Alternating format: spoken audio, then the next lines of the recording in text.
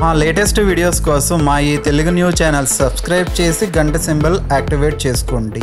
రేపు బుధవారం సాయంత్రం 5:30 నుండి 6 మధ్యలో గుమ్మం ముందు ఇవి చల్లితే చాలు, తెల్లవారేసరికి మీ ఇంట్లో కనకవర్షం కురుస్తుంది. మీ ఇంట్లో నుండి కష్టాలు బాధలన్నీ కూడా వెళ్ళిపోతాయి.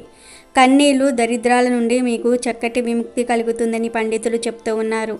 బుధవారం అనేది బుధుడికి ఎంతో ఇష్టమైన రోజు. ఈ రోజు అందరూ వినాయకుడికి పూజలు చేస్తూ ఉంటారు.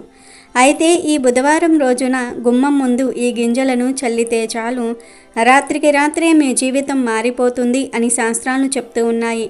నిజానికి మన హిందూ సాంప్రదాయంలో గుమ్మానికి ఎంతో ప్రాధాన్యత ఉంది. గుమ్మం లక్ష్మీదేవితో సమానమని అంటూ ఉంటారు మన పెద్దలు. అందుకే గుమ్మంను తొక్కవద్దు, గుమ్మంపై కూర్చోకూడదని పెద్దలు చెప్తూ ఉంటారు. పద్ధతిగా గుమ్మంను అలంకరించుకున్న ఇల్లు లక్ష్మీదేవి అనుగ్రహం పొంది సుఖ సంతోషాలతో వర్ధిల్లుతుంది. పట్టణాలలో అపార్ట్మెంట్ల సంస్కృతిలో ప్రధాన గుమ్మానికి తప్ప ఎక్కడా ఇతర గదులకు గుమ్మాలే సరిగ్గా కనబడవు. ఆఖరుకు గదులు కూడా చాలా ఇరుకుగా కట్టుకునే పరిస్థితి ఏర్పడింది. అసలే గదులు ఇరుకు, పైగా వాటికి గుమ్మాలు కూడా ఎందుకు దండగా అనే పరిస్థితి వచ్చేసింది. కానీ కనీసం ప్రవేశ ద్వారానికైనా గుమ్మాలు ఖచ్చితంగా ఉండాలి. ఏ గృహానికైనా గుమ్మాలు తప్పనిసరి. పల్లెటూళ్ళల్లో నిర్మించుకునే గృహాలను ఒక్కసారి గుర్తు చేసుకుంటే ఇంటి సింహద్వారం ఒక్కటే కాదు, ఆ ఇంటిలోని ఏ గదికైనా గుమ్మాలు ఉంటాయి. గుమ్మం ఇంటికి శ్రీరామ రక్ష. అందుకనే గుమ్మంకు పసుపు కుంకుమలతో అలంకరించమని మన పెద్దలు చెప్పారు. రోగాలను దరిచేరనీయకుండా మన గూటిని అపరిశుభ్రతకు తావు లేకుండా ఉంచుకోవడానికే ఇంటికి గుమ్మం ఉండాలంటారు మన పెద్దలు. ఇంతటి ప్రాముఖ్యత ఉన్న గుమ్మాన్ని కాలితో తన్నకూడదు, దానిపై కూర్చోకూడదు. ఎవరికైనా ఏదైనా వస్తువు లేదా డబ్బు ఇచ్చేటప్పుడు ఇవతల ఉండి అవతలి వారికి ఇవ్వకూడదు. అది శుభసూచకం కాదని పెద్దలు చెప్తూ ఉన్నారు. స్త్రీలు గడప మీద కూర్చుని కన్నీరు పెట్టుకోకూడదు. ఇంటి గుమ్మంపై కూర్చొని ఎలాంటి పద్ధతుల్లో కూడా భోజనం చేయకూడదు. అదేవిధంగా గుమ్మం దగ్గర గోర్లు కూడా కత్తిరించకూడదు. చాలామంది గుమ్మంపై కూర్చొని తలదువ్వటము, పూలు మాల కట్టుకోవటం చేస్తూ ఉంటారు.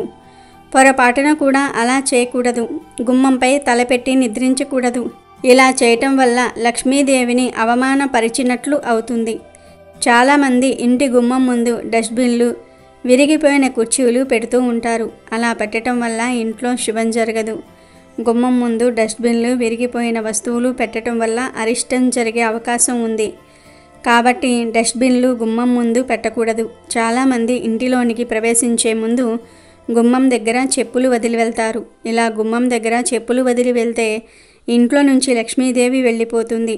మెయిన్ డోర్ గుమ్మం పైన మనీ ప్లాంట్ మొక్కను పెంచకూడదు. లక్ష్మీ కటాక్షం తగ్గిపోతుంది. గుమ్మం లక్ష్మీ స్వరూపం గనుక గుమ్మం దగ్గర ఈ తప్పులు చేయకుండా అందరూ జాగ్రత్తగా ఉండండి. ప్రత్యేకించి బుధవారం రోజు గుమ్మం ముందు ఇవి చల్లితే చాలు, మీ జీవితం మారిపోయి మీ ఇంట్లో కనకవర్షం కురుస్తుందని శాస్త్ర పండితులు చెప్తూ ఉన్నారు. మరి బుధవారం రోజు గుమ్మం ముందు ఏం చల్లితే కనకవర్షం కురుస్తుందో ఇప్పుడు మనం ఈ వీడియోలో వివరంగా తెలుసుకుందాం. అంతకన్నా ముందు ఆశ్రయం ఇచ్చిన వాడి విషయంలో ఆశ్రయం పొందిన వాడు ఏ విధంగా నడుచుకోవాలో తెలిపే ఒక పురాణ కథను విందాం.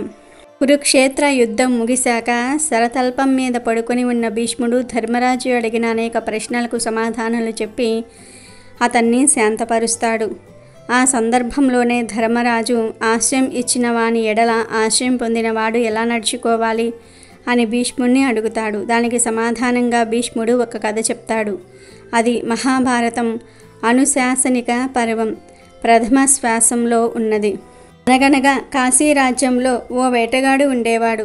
అతను తన బాణాలకు విషం రాసి వాటితో జంతువులను వేటాడేవాడు. అలా ఓ రోజు వేటగాడు యథావిధిగా సమీపంలోని అడవికి చేరుకున్నాడు. అడవి లోపల అడుగు పెట్టగానే అతనికి లేండ్ల గుంపు కనిపించింది. వెంటనే వాటికి గురి చూసి బాణాలు వదిలాడు. వేటగాడి దూరదృష్టి ఏమో లేళ్ల అదృష్టమో కానీ అతని బాణాలన్నీ కూడా గురి తప్పాయి. వాటిల్లో ఒక బాణం పోయి నేరుగా ఒక చెట్టులోకి దిగబడిపోయింది.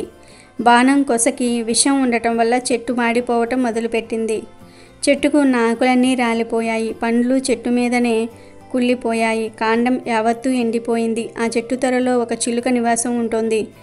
చిన్నప్పటి నుంచి ఆ చిలుక ఆ చెట్టులోనే ఉంటుంది. దానికి ఆ చెట్టు అంటే చాలా అభిమానం. దాంతో ఆ చెట్టు ఎండిపోతున్న చెట్టును వీడి పోయేందుకు దానికి మనసు ఒప్పుకోలేదు. నిద్రాహారాలు లేకుండా ఆ త్వరలోనే బాధపడుతూ కాలం గడపసాగింది చిలుక. ఒక్కో రోజు గడవసాగింది. కానీ చిలుక మాత్రం తన పంతాన్ని వీడలేదు. ఆకలి దప్పులతో అలాగే కాలాన్ని వెళ్లదీస్తోంది. తన సుఖ దుఃఖాలలో భాగమైన చెట్టు అలా మూడువారిపోవటం చూసి దానికి ఆకలే వేయటం లేదు. చెట్టు పట్ల చిలుకకు ఉన్న అభిమానం ఇంద్రుడి వరకు పాకింది. దాంతో స్వయంగా ఆయనే మానవ రూపాన్ని ధరించి చెట్టు దగ్గరకు వచ్చాడు. నీకు నీడనిచ్చిన చెట్టు పట్ల చూపిస్తున్న విశ్వాసం అనితర సాధ్యం. కానీ మేడువారిన చెట్టునే ఆశ్రయించి పచ్చటి నీ జీవితాన్ని ఎందుకు పాడు చేసుకుంటున్నావు? ఈ చెట్టు మీద ఉండే నీకు పండ్లు కాదు కదా, ఆకులు కూడా దక్కవు. ఈ విశాలమైన అడవిలో నువ్వు జీవనం సాగించేందుకు మరో చెట్టే దొరకలేదా? నా మాట విని అందవిహీనంగా మారిన ఈ చెట్టును వీడి మరో చెట్టు చూసుకో అని సూచించాడు. తన దగ్గరకు వచ్చిన మనిషి రూపంలో ఉన్నవాడు ఇంద్రుడని చిలుక గ్రహించింది. దాని ఆత్మ సౌందర్యం స్వచ్ఛమైంది కదా, అందుకే అయ్యా మీరు ఇంద్రుడన్న విషయం నాకు తెలుసు. కానీ నేను ఈ చెట్టును వీడే ప్రసక్తే లేదు. ఈ చెట్టు మీదనే నేను పుట్టాను. దీని మీదే నేను ఎన్నో మంచి విషయాలు నేర్చుకున్నాను. ఈ చెట్టు నన్ను కన్న బిడ్డలా కంటికి రెప్పలా కాపాడుకుంది. ఎండావానల నుంచి, ఆకలి దప్పుల నుంచి, శత్రువుల చూపు నుంచి నన్ను రక్షించింది. ఇలాంటి చెట్టును కష్టకాలంలో వీడి నేను ఎక్కడికి పోగలను? మనుషులు సంశయంలో ఉంటే దేవతలు వారిని సమాధానపరుస్తారు. కానీ మీరు దేవతలై ఉండి కూడా నా నిశ్చయాన్ని మార్చాలని ఎందుకు చూస్తున్నారు అని చెప్పుకొచ్చింది చిలుక. నిబద్ధతకు విశ్వాసానికి ఇంద్రుడికి నోటమాట రాలేదు. నీలాంటి చిన్న జీవికి కూడా ఇంత గొప్ప వ్యక్తిత్వం ఉండటం ఆశ్చర్యం కలిగిస్తుంది. నీ నేస్తం పట్ల విశ్వాసానికి మెచ్చాను. ఏదన్నా వరాన్ని కోరుకో అంటూ అభయమిచ్చాడు. అప్పుడు చిలుక, అయ్యా దయచేసి నన్ను ఈ చెట్టును వేరు చేయకండి. మీరు నిజంగా ఏదన్నా వరాన్ని ప్రసాదించాలనుకుంటే ఈ చెట్టు మళ్ళీ చిగురించేలాగా, పండ్లు పుష్పాలతో కలకలలాడేలాగా దీవించండి అంటూ వేడుకొంది. చిలుక మాటలకు మురిసిపోయిన ఇంద్రుడు ఓ 4 చుక్కల అమృతాన్ని ఆ చెట్టు మీద చిలకరించగానే అది మళ్ళీ జీవం పోసుకుంది. ఇక తను చేసిన మంచి పనికి ఆ చిలుక కూడా చనిపోయాక స్వర్గం చేరుకుంది. చిలుకకు చెట్టు మీద ఉండే భక్తి, దయ, కృతజ్ఞతా భావం మెచ్చుకోదగ్గవి.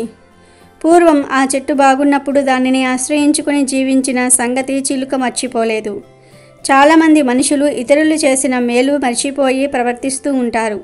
ఈ కథలో చిలుక చేసిన పని అలాంటి వారికి కనువిప్పు కలిగించేదిగా ఉంది. వీడియోలోకి వస్తే బుధవారం అనేది గణపతికి ఇష్టమైన రోజు. బుధవారం రోజు ఇంట్లో గణపతిని పూజించాలి, లేదా గణపతి ముందు దీపం పెట్టి నమస్కారమైనా సరే చేసుకోవాలి. ఇక బుధవారం రోజు సాయంత్రం 5:30 నుండి 6 గంటల మధ్యలో చక్కగా 1 స్పూన్ మెంతులు, 1 స్పూన్ ఆవాలను తీసుకొని మీ కుడి చేతిలో వేసుకోండి. ఆవాలు, మెంతులు ఈ రెండింటిని కలిపేసి మీ కుడి చేతిలో పట్టుకోండి. తర్వాత వీటిని చేతిలో పట్టుకొని మీ ఇల్లంతా ఒక్కసారి కలియదిరగండి. బెడ్రూమ్, బాత్రూమ్, కిచెన్, హాల్ ఇలా అన్ని గదుల్లో తిరిగేయండి. అలా ఇల్లంతా తిరిగిన తర్వాత మెంతులను, ఆవాలను తీసుకొని మీ ఇంటి మెయిన్ డోర్ దగ్గరకు వెళ్ళండి. అంటే బయటకు వెళ్ళవద్దు. మీ ఇంటి మెయిన్ డోర్ దగ్గరకు వెళ్ళి ఇంటి లోపలే నిలబడి మాకు ఉన్న సమస్యలు పోవాలి, మా ఇంట్లోని దుష్టపీడలు, బాధలు అన్నీ తొలగిపోవాలని దృఢంగా ఒక్కసారి సంకల్పం చెప్పుకోండి. ఆ తర్వాత ఈ మెంతులను, ఆవాలను ఇంటి లోపల నిలబడి మెయిన్ డోర్ బయటకు అంటే గుమ్మం ముందు పడేలాగా విసిరివేయండి. ఇలా విసిరివేయటం వలన మీ ఇంట్లోని చెడంతా కూడా పోతుంది. ఇంట్లో వారికి మంచి జరుగుతుంది. ఖచ్చితంగా ఫలితం వస్తుంది. ఇలా పడేసిన మెంతులను, ఆవాలను మరుసటి రోజు ఉదయం వరకు ఎవ్వరూ తొక్కకుండా అలా వదిలివేయండి. మళ్ళీ మరునాడు ఉదయం నిద్రలేచిన తర్వాత ఈ మెంతులను, ఆవాలను గుమ్మం ముందు నుంచి తీసేసి డస్ట్బిన్లో పడవేయండి. ఇలా చేస్తే లక్ష్మీదేవి అనుగ్రహంతో మీకు ఉన్న కష్టాలన్నీ కూడా పోతాయి. కనుక మీరు కూడా బుధవారం రోజు గుమ్మం ముందు వీటిని చల్లి శుభ ఫలితాలను పొందండి. రేపు బుధవారం రోజు సరిగ్గా సాయంత్రం 6 తర్వాత పసుపును దీని మీద చల్లితే అపర కుబేరులుగా మారిపోతారని పండితులు చెప్తూ ఉన్నారు. అంతేకాదు రోజు రోజుకు మీ సంపాదన బాగా పెరిగిపోతుంది. మరి బుధవారం రోజు పసుపును దేని మీద చల్లాలి? ఆ వస్తువు ఏమిటి? ఈ విషయాలన్నిటినీ కూడా ఇప్పుడు మనం ఈ వీడియోలో తెలుసుకుందాం. చాలామంది జీవితంలో ఎప్పుడూ ప్రశాంతత లేక ఏదో ఒక సమస్యతో బాధపడుతూనే ఉంటారు. ఎంత సంపాదించినా చేతిలో ధనం నిలవకపోవటం, ఖర్చులు పెరిగిపోవటం, అనారోగ్య సమస్యలు రావటం, ఇలా రకరకాల సమస్యలనేవి ప్రతి మనిషికి కూడా ఎదురవుతూనే ఉంటాయి. ఇలా సమస్యలు రావడానికి అనేక కారణాలు ఉంటాయి. గ్రహదోషాలు, పితృశాపాలు, పూర్వకర్మల శాపాలు, పూర్వజన్మలో చేసిన పాపాలు కొంతమందిని ఎప్పుడూ వెంటాడుతూనే ఉంటాయి. ఇవే దరిద్ర బాధలుగా తయారై చేసే పనుల్లో కూడా ఆటంకాలు వచ్చేందుకు అవకాశాలు ఉన్నాయి. ఇలాంటి శాపాలు ఉన్నవారు, గ్రహబలం లేనివారు, జాతకంలో దోషాలు ఉన్నవారు బుధవారం రోజు ఒక పరిహారం చేసినట్లయితే ఆ దోషాలన్నీ కూడా తొలగిపోయి అంతులేని ఐశ్వర్యం కలుగుతుందని పండితులు చెప్తూ ఉన్నారు. మరి ఆ పరిహారం ఎలా చేయాలో ఇప్పుడు మనం చూద్దాం. ఈ పరిహారం చేయడానికి 3 వస్తువులు కావాలి. అవేమిటంటే ఆకుపచ్చ రంగు వస్త్రం, ఒక పీచు తీయని కొబ్బరికాయ, చిటికెడు పసుపు. మీకు ఎలాంటి సమస్యలు ఉన్నా సరే బుధవారం ఈ పరిహారం చేసుకోవచ్చు. ముందు పచ్చటి వస్త్రాన్ని తీసుకుని దానిలో కొబ్బరికాయను వేయండి. కొబ్బరికాయతో పాటు 11 లేదా 21 రూపాయి కాయిన్స్ వేయండి.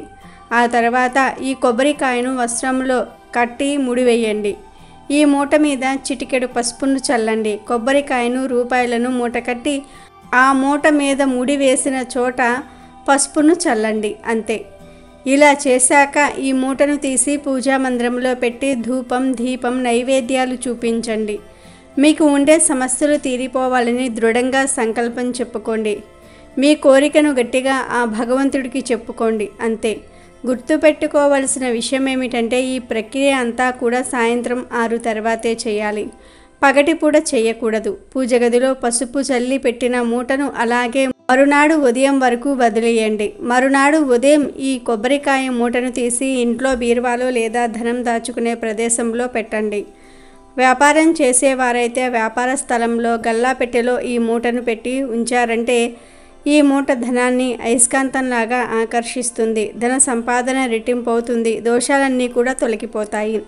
సమస్యలు పూర్తిగా పోయి మీరు ఆనందకరమైన జీవితాన్ని పొందే అవకాశం ఉంది. కనుక రేపు బుధవారం రోజు సాయంత్రం పసుపు, కొబ్బరికాయతో ఈ పరిహారం చేసి దోషాలను, సమస్యలను తొలగించుకుని సంతోషంగా జీవించండి. అమెజాన్లో బెస్ట్ డిస్కౌంట్స్ కోసం వీడియో డిస్క్రిప్షన్లో లింకు ఉంది, చూడండి. అలాగే మా టెలిగ్రామ్ ఛానల్ సబ్స్క్రైబ్ చేసుకోండి.